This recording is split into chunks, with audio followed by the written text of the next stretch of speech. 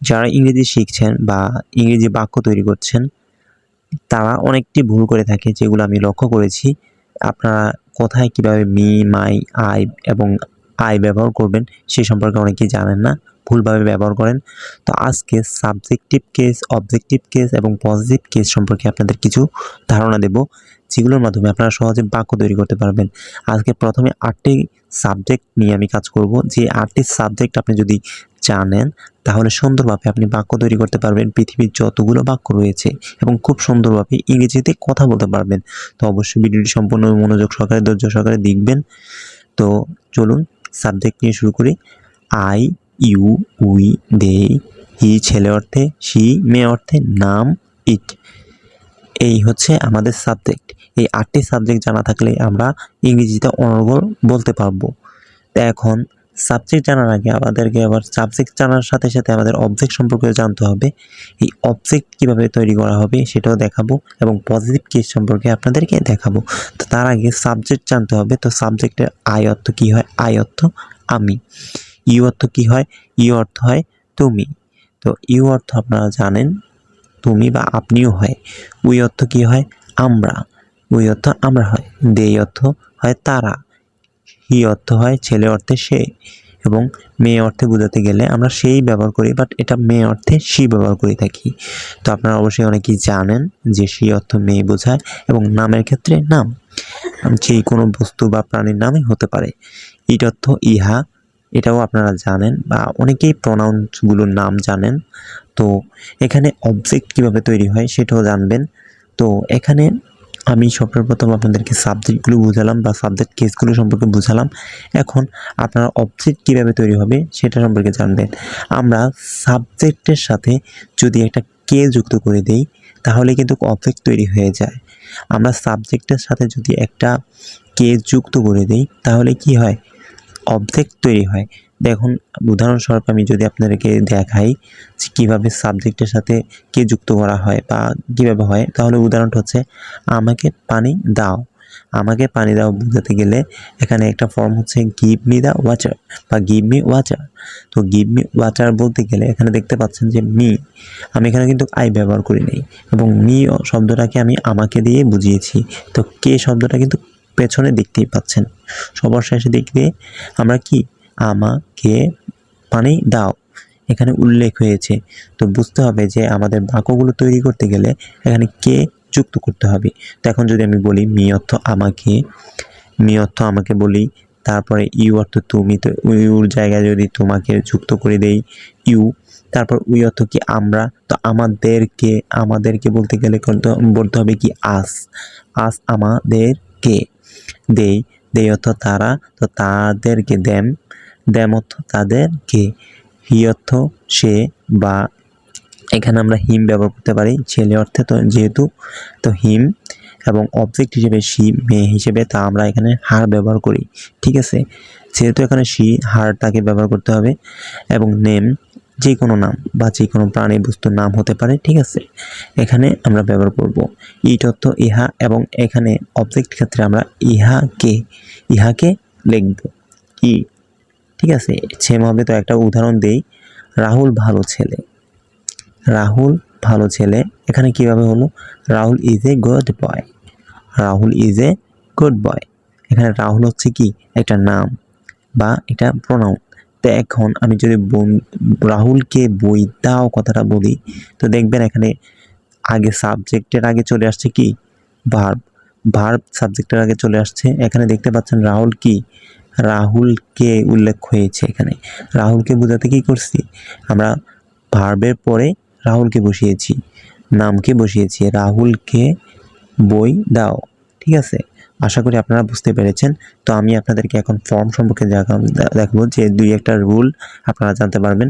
তো এখানে আমরা সাবজেক্ট এবং অবজেক্টের রুলটা যেভাবে বাক্য তৈরির ক্ষেত্রে ব্যবহৃত হয় সেটা হচ্ছে, আমরা সকল সাবজেক্টকে বাক্য তৈরির ক্ষেত্রে আমরা সর্বপ্রথম সাবজেক্টের জায়গায় আই, ইউ, উই, দে এগুলো ইত্যাদি ইত্যাদি বসাবো, তারপরে ভার্বকে বসাবো, এবং আমরা এগুলো বসালে কি হবে? একটা বাক্য তৈরি হবে।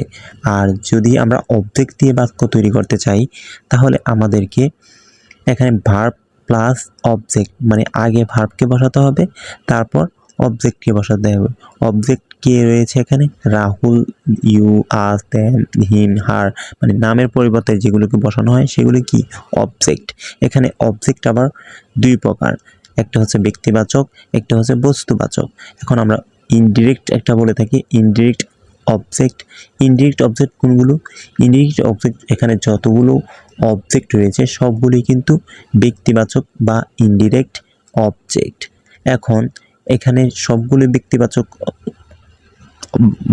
অবজেক্ট হলেও এখানে যেই বস্তুবাচক অবজেক্টটা রয়েছে সেটা হচ্ছে কি? নেম বা নামকে। এখানে নামের জায়গায় অনেক বস্তু, প্রাণী বা যে কোনো জড় বস্তুর প্রাণীর নাম হতে পারে। তো এখানে বস্তুবাচক ডিরেক্ট অবজেক্ট বসবে। তো যেহেতু এখানে সবগুলোই অবজেক্ট, কিন্তু তারপর এখানে ইনডিরেক্ট এবং ডিরেক্ট স্পেসটা থাকে। এবং এখন আমরা জানবো পজিটিভ কেস সম্পর্কে। পজিটিভ কেসগুলো প্রায় আপনার সেম অবৈতে। এখানে আমরা পজিটিভের ক্ষেত্রে র এবং এর কথাটি যুক্ত থাকবে। যেমন আমি, আই অর্থ আমি, আইকে আমরা উল্টাভাবে এর যুক্ত করে দেব। যেমন মাই, মাই অর্থ কি? আমার। আই অর্থ আমি, আই অর্থ আমার। ইউ অর্থ আমি এবং ইউ অর্থ তোমার। তো ইউ অর্থ তোমার আমি যুক্ত করে দিলাম। এখন উই অর্থ আমরা, এখানে উই এর জায়গায় আমরা আওয়ার, আমাদের। দে জায়গায় আমরা এখানে কি করতে পারি? যেহেতু এখানে দেম ব্যবহার করেছি, এখানে দেয়ার, তাদের। সেই অর্থ কি বোঝায়? তাকে। বা আমরা এখানে হিজ ব্যবহার করব, হিজ অর্থ তাকেই বোঝায়, বাট এটা হচ্ছে ভার্বের সেকেন্ড ফার্স্ট ফর্ম। ঠিক আছে।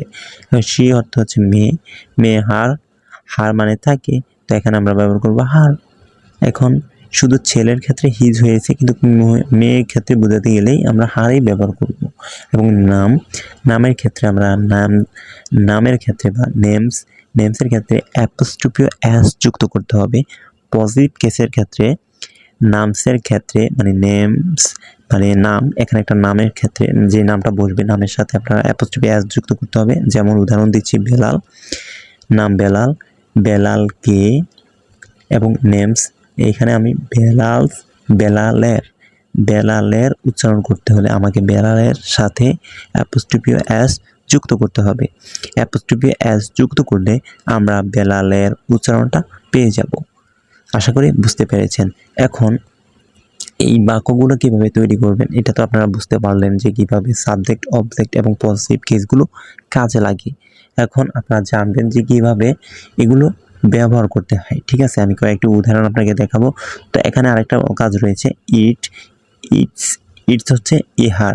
তো আপনাদেরকে আমি সবগুলো 8টা বাক্য বা 8টা প্রোনাউন সম্পর্কে জানালাম, যেখানে আপনি জানেন যে আই অর্থ আমি। এখানে আরেকটা উদাহরণ যেটা আমি এখনো বলিনি, একটু পরে বলবো, যে আই অর্থ আমাকে বা আমারও বোঝায়। সেটা আপনারা অনেকে জানেন বা জানেন না। তো আই অর্থ কিন্তু আমি বা আমাকে বা আমার বোঝায়, কিন্তু আপনারা বলে থাকবেন যে মি অর্থ না আমাকে জানলাম। তো এখন আবার আই অর্থ আমাকে কিভাবে হয়, বা মাই অর্থ আমার যে জায়গায় হয় এই জায়গায় আই অর্থ আমার কিভাবে হয়, এটা আমি আপনাদেরকে উদাহরণের মাধ্যমে বুঝিয়ে দেব যে কিভাবে আই আমার উচ্চারণ করে বা আমাকে উচ্চারণ করে। ঠিক আছে। তো এখানে আমি কয়েকটা বাক্য নিলাম, যেমন আই অর্থ আমাকে, মি অর্থ আমাকে। ঠিক আছে। এখন আমি নিচে নিলাম, আমাকে যেতে হবে, আমাকে যেতে দাও, আমাকে পানি দাও। এখানে আমাকে কথাগুলো উল্লেখ করেছি আমি। ঠিক আছে। সবগুলো বাক্যতে আমি প্রথমে আমাকে যুক্ত করেছি, কিন্তু আমাকে যুক্ত করার পরেও এখানে আমার যে কথাটি রয়েছে, যেতে হবে এবং খেতে দাও এবং আমাকে পানি দাও, এখানে আমি যদি বাক্য তৈরি করি তাহলে আই হ্যাভ টু গো। এখানে আমি যেহেতু বলেছিলাম যে আমাকে উচ্চারণ করতে গেলে কি হয়, আইকে আমরা আমাকে এবং আমার উচ্চারণ করি, তো এখন আই কিন্তু আমার উচ্চারণ করে ফেলেছে। এখন একটা কথা হচ্ছে, আই এর পর have to, has to, had to থাকলে আই এর অর্থ কিন্তু আমার মতো হয় বা আমাকে মতো হয়। কিভাবে হয়? হ্যাভ টু যদি আই এর সাথে যুক্ত করে দিই তাহলে কিন্তু আমাকে উচ্চারণ হয়ে যাবে। আশা করি আপনারা বুঝতে পেরেছেন যে আই এর সাথে হ্যাভ টু, হ্যাজ টু কীভাবে ব্যবহার করা হবে। এটা আমি আপনাদেরকে একটু সামনে গেলেই বুঝিয়ে দেব। ঠিক আছে। এখন আমি বাক্যটা তৈরি করি, আমাকে যেতে দাও। এখানে আমি লেট ব্যবহার করব। এখানে লেট কেন ব্যবহার করবো সেটা আমি আপনাদের বোঝাচ্ছি। Let me go, let me go, আমাকে যেতে দাও। এখানে মি শব্দটা কিন্তু মাঝ বরাবর রয়েছে এবং লেট শব্দটা কিন্তু এর পর রয়েছে, কিন্তু হ্যাভ টু বসিয়েছি, এখানে হ্যাভ টু নেই। এটার উদাহরণটা কিভাবে বুঝবেন আপনি? একটু আগে তো বললাম আয়ের সাথে হ্যাভ টু যোগ হলে কি হয় আমাকে, কিন্তু এখানে লেট মি গো, এই লেট মি গো এখানে তো আমি কোথাও হ্যাভ টু ব্যবহার করিনি, তাহলে এটা আমাকে কিভাবে হলো? এই লেট মিটা হচ্ছে একটা ভার্ব আর মিটা হচ্ছে কি আমাকে। মি অর্থ আমাকে, এটা তো আমরা জানি। মি অর্থ কি আমাকে না, নাকি আমাকে? তো মি অর্থ যেহেতু আমাকে আর লেট হচ্ছে কি আমাকে বোঝানোর জন্য, তো লেট অর্থ হচ্ছে দাও, ঠিক আছে? লেট অর্থ কি দাও। এখানে আমি এখন যদি তৃতীয় বাক্যটা দেখি, তৃতীয় বাক্যটাতে আমাকে পানি দাও কথাটা উল্লেখ হয়েছে। তো গিভ মি দ্য ওয়াটার বা গিভ মি ওয়াটার, সরি আমার কিছু কিছু ক্ষেত্রে মুখে মিস্টেক হয়ে যায়। আমাকে পানি দাও, give me water, give me water. আমাকে যেতে দাও, আমাকে পানি দাও। এখানে দেখতে পাচ্ছেন বাক্যটা কিন্তু প্রায় সেমই, জাস্ট এখানে দেওয়ার ক্ষেত্রে এক জায়গায় আমি কি ব্যবহার করেছি গিভ, আরেক জায়গায় লেট। এখন এখানে লেট কেন হলো আর এখানে গিভ কেন হলো সেটা হচ্ছে, আপনারা যদি লক্ষ্য করে দেখেন তাহলে দেখবেন যে আমি যদি বলি গিভ মি গো, এটা কিন্তু হচ্ছে না, এটা কিন্তু বাক্যের সঠিক মিনিং না। লেট মি ওয়াটার, এটা কি হয়? এটাও হয় না। তো আমরা কখন লেট, গিভ এবং লেট দাও শব্দটা একই হবে এবং কোথায় কীভাবে ব্যবহার করব সেটাই দেখাচ্ছি। সেটা হচ্ছে আমরা যখন বাক্য তৈরি করব, বাক্য তৈরি করার সময় আমাদেরকে লক্ষ্য করতে হবে কোথায় আমাদের বাংলা বাক্যে কিভাবে শুরু হয়েছে এবং শেষ হয়েছে। আমরা বাক্য বলার সময় যদি দেখি যে যেতে হবে কথাটার উল্লেখ আছে, মানে কোথাও যেতে হবে বা যাচ্ছি এমন অবস্থায় বোঝায়, তাহলে লেট। আর যদি কিছু দিচ্ছে বা কোনো প্রাণী বস্তু যেটাই হোক না কেন, কোনো বস্তু বা অবজেক্ট দিতে ওই সময় আমরা কি করব? গিভ ব্যবহার করব এবং যেতে কথায় উল্লেখ করলে লেট ব্যবহার করব। আশা করি আপনাদেরকে বোঝাতে পেরেছি আপনারা কোথায় কিভাবে গিভ এবং লেট ব্যবহার করবেন। এখন যদি আমরা আবার প্রনাউন্সগুলো একটু দেখি তাহলে আপনারা ক্লিয়ার হয়ে যাবেন। আই অর্থ আমার এবং মাই অর্থ আমার, এই কথাটা কিভাবে হয় এটাও তো আমি আপনাদের বলে দিয়েছিলাম যে প্রথমে আই আমারও হয় এবং মায়ের জায়গায় আই আমারই উচ্চারণ করে। সেটা হচ্ছে আই এর পর হ্যাভ থাকলে আই আমার উচ্চারণ হয়, ঠিক আছে? আই এর সাথে হ্যাভ থাকলে আই আমার উচ্চারণ হয়। আশা করি আপনারা বুঝতে পেরেছেন। আই এর শুড থাকলে আই আমার উচ্চারণ হয়। এটা একটু ব্যতিক্রমী হয়ে গেল না? আশা করি আপনারা বুঝতে পারবেন। আপনাদেরকে আমি একটা উদাহরণ যদি দেখাই তাহলেই বুঝতে পারবেন। তো আমি আপনাদেরকে কয়েকটি উদাহরণ দেখাচ্ছি। আমার গাড়ি আছে, আই হ্যাভ কার। এখানে কিন্তু এখানে আমার কথাটা উল্লেখ হয়েছে, কিন্তু আমি কি করেছি? আই হ্যাভ উল্লেখ করেছি। এখন যদি আমি বলি আমার কাজটি করা উচিত, আমার কাজটি করা উচিত, এখানে যদি আমি এটা বলি তাহলে দেখতে পাচ্ছেন I should do the work, I should do the work, I should do the work, আমার কাজটি করা উচিত। এখানে দেখতে পাচ্ছেন শুড কিন্তু এখানেও আমার উচ্চারণ করেছে। আশা করি বুঝতে পেরেছেন। এখানে মাইয়ের পর নাউন থাকলে মাইয়ের উচ্চারণ কিন্তু আমার মতোই হয়, ঠিক আছে? মানে আমার হয়। তো আমার গাড়ি, মাই কার, মাই কার, মাই কার।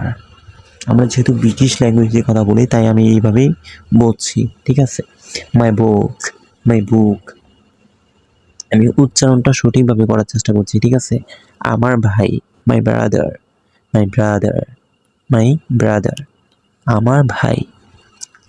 আশা করি আপনারা বুঝতে পেরেছেন যে কোথায় মাই বা কোথাও কোন প্রনাউন ব্যবহার করতে হবে। তো আপনারা যদি এভাবে আই এবং মাই কিভাবে ব্যবহার করতে হয় সেটা সম্পর্কে বুঝতে পেরে থাকেন তাহলে আশা করি আপনারা আমার সফল হয়েছি। এখন আমি আপনাদেরকে প্রথমে যে বাক্যগুলো শিখিয়েছি প্রথম ক্লাসে সেটা কিন্তু আপনারা বুঝতে পেরেছেন। আর এই বাক্যগুলো বলার সময় অবশ্যই আপনাকে সাবজেক্ট কেস, অবজেক্ট কেস এবং পজিটিভ কেস সম্পর্কে জানতেই হবে। তো এগুলো আবার আপনাকে আমি একটু রিপিট করে বলছি যে আপনারা যেন বুঝতে পারেন, ঠিক আছে? আই অর্থ আমি, ইউ অর্থ তুমি, আপনি, ইউ অর্থ আমরা, দে অর্থ তারা, হি অর্থ সে ছেলে অর্থে, সি মেয়ে অর্থে, নেম নাম, ইট, ইহা, এগুলো আশা করি আপনারা জানবেন বা জেনেছেন যে কিভাবে বলতে হয়, কিভাবে উচ্চারণ করতে হয় এবং বাক্যতে কিভাবে ব্যবহার করবেন, সেটাও আশা করি আমি আপনাদেরকে কিছুটা হলেও বোঝাতে পেরেছি। তো এখন আপনাদেরকে মানে যে সিস্টেমটা দেখাবো যে কিভাবে বাক্য তৈরি করবেন এবং কিভাবে এগুলা কোথায় কাজ করে বা বাক্য কিভাবে তৈরি করতে হয়। আমার যে ভুলগুলা সর্বপ্রথম বলেছিলাম যে সবাই বাক্য তৈরির ক্ষেত্রে ভুলটি করে থাকে, সেটা হচ্ছে আই অর্থ আমি জানি, ইউ অর্থ তুমি জানি, আপনিও জানি, উই অর্থ আমরা জানি, দে অর্থ তারা জানি, এরপরে হি অর্থ সে জানি, সি অর্থ সে জানি, নেম অর্থ নাম জানি, ইট অর্থ ইহা জানি। এবং আমরা কিন্তু এইগুলো সব কিছুই জানি বা সবগুলো প্রোনাউন সম্পর্কে আমাদের কিন্তু অলরেডি জানা হয়ে গেছে, ঠিক আছে। এখন আমরা এই অবজেক্টগুলোকে ব্যবহার করব। এই অবজেক্টগুলো সম্পর্কে আপনাদের জানতে হবে। মি কখন আমার উচ্চারণ করে, মি আবার কখন আমাকে উচ্চারণ করে। এখানে এই কে শব্দটা সম্পর্কেও কিন্তু আলোচনা করা হয়েছে, ঠিক আছে। এখন আপনাদেরকে এই মি আমাকে উচ্চারণ করার ক্ষেত্রে অবশ্যই লক্ষ্য রাখতে হবে আই কখন মি উচ্চারণ করে, আই কখন আমার উচ্চারণ করে, কখন আই থাকা অবস্থায় আমাকে উচ্চারণ করবে, এগুলো কিন্তু আপনাকে জানতে হবে, ঠিক আছে। আশা করি আমি আপনাদেরকে বোঝাতে পারবো। আরও কয়েকটি উদাহরণ দিলেই আপনারা বুঝে যাবেন যে কোথায় আমরা উই এবং কোথায় আমরা আস ব্যবহার করব, কোথায় আমরা দেই ব্যবহার করব, কোথায় আমরা দেন ব্যবহার করব, ঠিক আছে। কিছু কিছু ক্ষেত্রে আপনি লক্ষ্য করবেন যে আমরা যখন বাক্য তৈরি করব, এই যে দেখতে পাচ্ছেন বাক্যতে যদি আমি বলি যে কোথাও যেতে হবে, কিছু খেতে হবে, কিছু করতে হবে, এমন যদি থাকে, ঠিক আছে, তাহলেই আমাকে প্লাস হবে কথাটা যুক্ত থাকতে হবে, এমন একটা স্ট্রাকচার তৈরি করতে হবে। বাংলা বাক্যে যেতে হবে মানে খেতে হবে, তে যোগ হবে যোগ কথাটা উল্লেখ থাকে, তাহলে আমাদেরকে এখানে আই এবং অবজেক্টগুলো ব্যবহার করার ক্ষেত্রে লক্ষ্য রাখতে হবে যে কীভাবে কোনটার উচ্চারণ করব। যখন আমি আই ব্যবহার করব তখন মি এর উচ্চারণ করব, যেমন আই অর্থ কি আমাকে, ঠিক আছে। কিন্তু আমি আই ব্যবহার করব ঠিকই, কিন্তু উচ্চারণ হবে কি আমাকে। যখন বিশ্বাস হচ্ছে না, দেখুন একটু উদাহরণ দেখাই। আমাকে পড়তে হবে, আই হ্যাভ টু রিড। এখানে আমাকে উচ্চারণ করেছি, আপনি লক্ষ্য করে দেখেন যে আই কিন্তু উচ্চারণ করেছি, কিন্তু উচ্চারণ বাংলাটা আসছে কি আমাকে। আমি আই উচ্চারণ করেছি ঠিকই, কিন্তু বাংলা উচ্চারণটা কিসের আসছে, অবজেক্টের, ঠিক আছে। এভাবেই কিন্তু উলট পালট হয়ে যাবে কিছু কিছু সময়। আপনার যদি বুঝতে অসুবিধা হয়ে থাকে তাহলে আপনি একটু পজ করে দেখতে পারেন বা একটু ঘুরিয়ে দেখতে পারেন, ঠিক আছে। যদি একটু ব্যাকে যান তাহলে আপনারা বুঝতে পারবেন। এখানে দেখতে পাচ্ছেন ইউ, তুমি, আপনি, ঠিক আছে। এখানে কিছু কিছু ক্ষেত্রে আপনি দেখবেন যে আমি কিন্তু ইউ ঠিকই ব্যবহার করব, কিন্তু তোমাকে উচ্চারণ হবে। আপনি দেখবেন এখানে আমি একটু পরিবর্তন করি, ইউ হ্যাভ টু রিড, তোমাকে পড়তে হবে, তোমাকে পড়তে হবে, ইউ হ্যাভ টু রিড, তোমাকে পড়তেই হবে। এখন আপনি দেখতে পাচ্ছেন যে এখানে আপনি উল্লেখ আছে, আপনিও বলতে পারেন, কিন্তু এখানে সবচেয়ে গুরুত্বপূর্ণ হয়েছে যে তোমাকে উচ্চারণ করা হয়েছে, ঠিক আছে। আমরা ইংরেজি বাক্যে সবসময় তোমাকে বা আপনাকেই উচ্চারণ করে থাকি, আমরা সহজে পোলাইট শব্দ ব্যবহার করি। এরপরে এখানে উল্লেখ আছে যে উই, উই অর্থ কি আমরা। এখানে কিন্তু আমরা উই ব্যবহার করব, কিন্তু আমাদেরকে উচ্চারণ করব না। দেখবেন যে এখানে দেই অর্থ কি তারা, এখন উই অর্থ যেহেতু আমরা, তাই আমি এখানে উই ব্যবহার করেছি এবং এখানে আমরা কি ব্যবহার করেছি আস, আসের উচ্চারণটা ব্যবহার করেছি। এখানে দেখতে পাচ্ছেন দেই, যদি দেই ব্যবহার করি তাহলে দেন, তাদেরকে, এভাবে ব্যবহার করতে হবে। প্রতিটি বাক্য তৈরির ক্ষেত্রে আমরা সাবজেক্ট ঠিকই ব্যবহার করব, কিন্তু উচ্চারণ হবে কি অবজেক্টের। এটা আশা করি আপনাদেরকে বোঝাতে পেরেছি। প্রতিটা সাবজেক্ট উচ্চারণ বাড়লে ঠিকই, কিন্তু আমাদের উচ্চারণ হবে কি অবজেক্টের বাংলা উচ্চারণটা। আশা করি বুঝতে পেরেছেন। এখন আপনাদেরকে আমি আরেকটু উদাহরণ দেই যে কীভাবে আপনারা এখানে এই তে প্লাস হবে কথাটা ব্যবহার করবেন। এখানে আপনি যদি এই সাবজেক্টগুলোকে ব্যবহার করতে চান তাহলে আপনারা এই প্রতিটি বাক্যতে একটা করে উদাহরণ দেখতে পাবেন। এখন আপনারা একটা প্রশ্ন করে থাকবেন যে আমরা হ্যাভ টু, হ্যাজ টু কীভাবে ব্যবহার করব, এটা তো আমরা জানি না। তো হ্যাজ টু এবং হ্যাভ টু এগুলো ব্যবহার করতে হলে আপনাকে অবশ্যই এই সাবজেক্টগুলো কোথায় ব্যবহার করবেন সেটা দেখতে হবে। তো হ্যাভ টু ব্যবহার করার ক্ষেত্রে আই, ইউ, উই, দে ব্যবহার করতে হবে। আই, ইউ, উই, দে এর ক্ষেত্রে হ্যাভ টু ব্যবহার করব এবং হি, শি, নেম, ইট এটার ক্ষেত্রে হ্যাজ টু ব্যবহার করব। আশা করি বুঝতে পেরেছেন। এখন আপনি যদি আমি কয়েকটা উদাহরণ দিই তাহলে কনসেপ্টটা ক্লিয়ার হয়ে যাবে। তো ভিডিওটি দেখেছেন যারা অবশ্যই একটি লাইক করে দিবেন।